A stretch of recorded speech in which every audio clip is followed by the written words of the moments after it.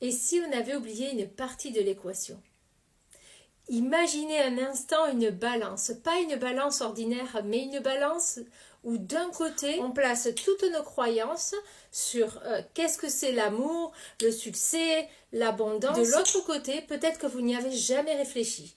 Mais il manque souvent quelque chose, vous-même. Si le sujet vous intéresse, restez bien jusqu'à la fin de la vidéo. Ici, je vous parle de cette partie de l'équation qu'on oublie trop souvent. Pourtant, si on y pense bien, c'est logique. Si vous construisez votre vision de l'amour, du succès, de l'abondance, sans vous mettre au centre, c'est comme vouloir bâtir une maison sans fondation.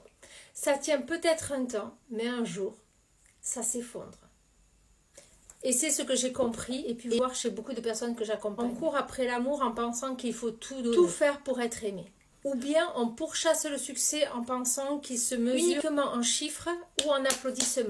Et l'abondance, on la limite à ce que l'on peut posséder et pas à ce que l'on ressent de vrai. Alors je vais vous poser une question très simple. C'est quoi l'amour pour vous? Est-ce un sentiment où vous devez vous sacrifier pour l'autre? Ou est-ce une connexion, un espace où vous pouvez vous sentir entière, confiante et libre, sans avoir besoin de prouver votre valeur? Et parlons du succès. C'est quoi?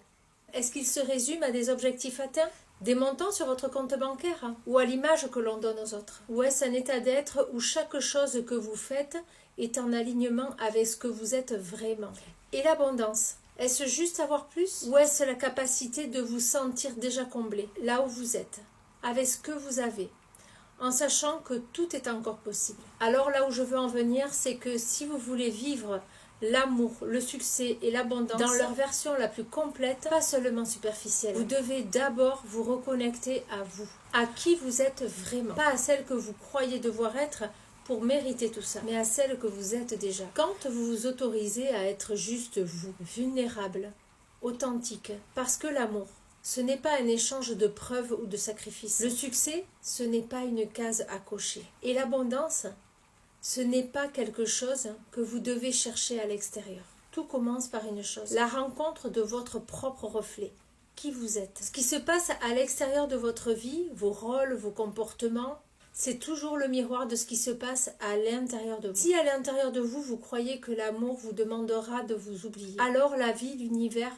vous renverra des situations où vous devrez faire ça. Si à l'intérieur de vous, vous croyez que le succès est épuisant et inaccessible pour vous, vous n'attirerez que des réalités qui confirmeront ça. Mais si aujourd'hui, vous commencez à vous poser ces questions, alors vous changez déjà la dynamique. Qu'est-ce que je crois vraiment sur l'amour? C'est quoi ma définition de l'amour? Qu'est-ce que je ressens profondément quand je pense au succès? À quoi ça fait référence dans mon passé? Quelle est ma relation actuelle à l'abondance? Et si j'avais plus? Qu'est-ce que ça changerait pour moi, pour mes enfants, pour mon environnement? Prenez un moment pour observer. Parce que là où vous mettez votre attention, vous mettez aussi votre énergie. Et là où vous mettez votre énergie, vous créez une réalité correspondant à cette énergie. Alors, si vous voulez une vie complète, confiante et alignée, commencez par cette partie que vous avez peut-être oubliée, vous-même.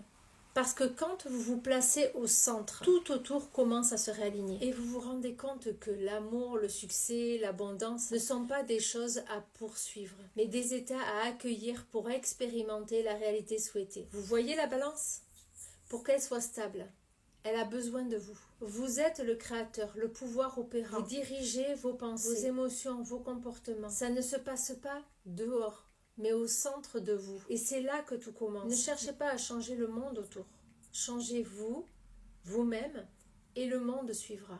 Et si vous souhaitez approfondir avec moi, demandez en message privé, partagez à ceux qui ont besoin de comprendre ces choses, likez pour m'aider à partager ce message. Et on se retrouve dans une prochaine vidéo.